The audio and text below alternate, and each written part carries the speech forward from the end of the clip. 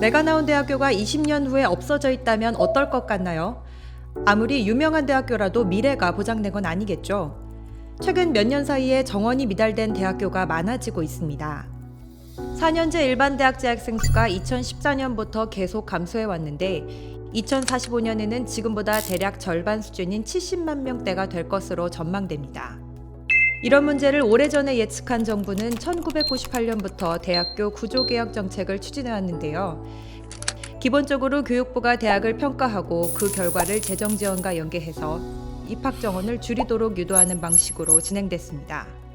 하지만 25년간의 노력에도 불구하고 이러한 정부 주도의 대학 구조개혁에는 몇 가지 한계가 있어 보입니다. 먼저 정권이 바뀔 때마다 정책의 기조가 바뀔 수 있다는 점인데요. 실제로 감축 대상으로 뽑힌 학교의 수가 확 줄어 감축 실적이 급감하는 시기가 발생하는 등 개혁이 일관된 방향으로 추진되지 못하기도 했습니다. 그리고 정원 감축을 학과가 아닌 학교 전체에 부과하다 보니 대학들이 오히려 학과 수를 늘리고 각 학과의 규모를 줄이는 식으로 대처해온 것으로 나타났는데요. 학과 규모가 작으면 세부 전공 교수진이 다양하게 어렵다 보니 교육의 질이 떨어지는 문제가 생길 수 있습니다. 2014년부터 전임 교연이 2~3명도 안 되는 소규모 학과가 꾸준히 증가해왔죠. 반대로 늘어나야 할 전공 부분을 정부가 판단하기보다는 교육을 받는 학생들의 선호나 취업시장의 수요가 정원에 반영되는 것이 중요할 텐데요.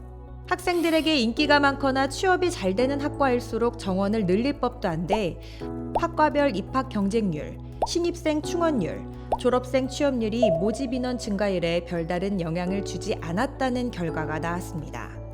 무엇보다 정부가 대학교의 수많은 사안을 이미 규제하고 있는 상황에서 대학을 평가하고 정원 감축까지 요구하면 대학이 스스로 경쟁력을 키우기 위해 노력할 환경이 조성되지 못할 수도 있습니다. 지금 세상은 1년 앞을 내다보기도 어려울 정도로 빠르게 변하고 있습니다. 지금처럼 정부가 일일이 간섭하고 관리하는 방식으로는 절대로 우리 대학을 세계 인류 대학으로 만들 수 없습니다.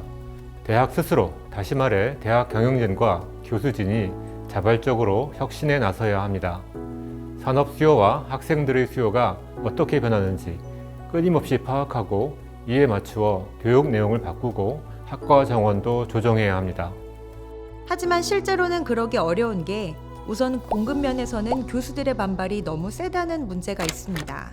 교수들을 대상으로 설문조사를 했더니 교수와 학생, 동문들의 반발로 정원 조정이 안 되거나 조정되더라도 그 과정이 어렵다는 대답이 많았습니다.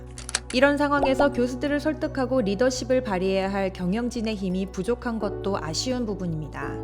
경영진은 환경 변화에 따른 대응책을 마련하는 데에 교수진은 교과목 신설이나 폐지 등 교육 내용을 다시 설계하는 데에 각각 역할을 맡아 대학의 성과를 극대화하는 것이 중요합니다. 수요 측면에서도 문제가 있는데요. 학생들에게 충분한 정보가 제공되지 않고 있습니다.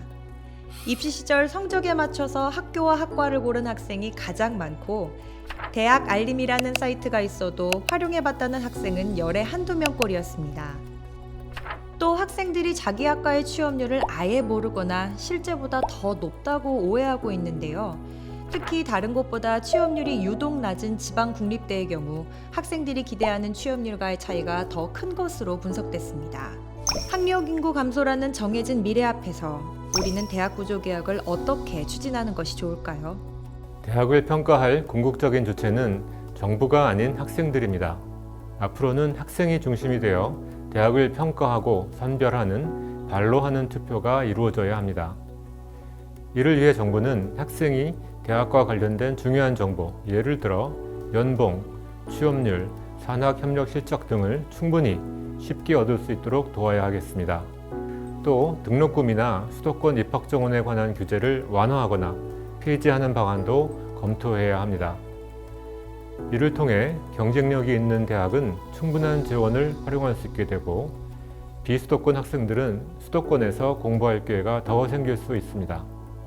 한편 취업률이 낮은 지방 국립대는 학생들이 선택을 못 받더라도 공립이라는 이유로 폐교될 가능성이 상대적으로 적습니다. 본질적으로 국립대의 필요성에 대해 고민하고 이에 맞춰 개혁할 필요가 있겠습니다.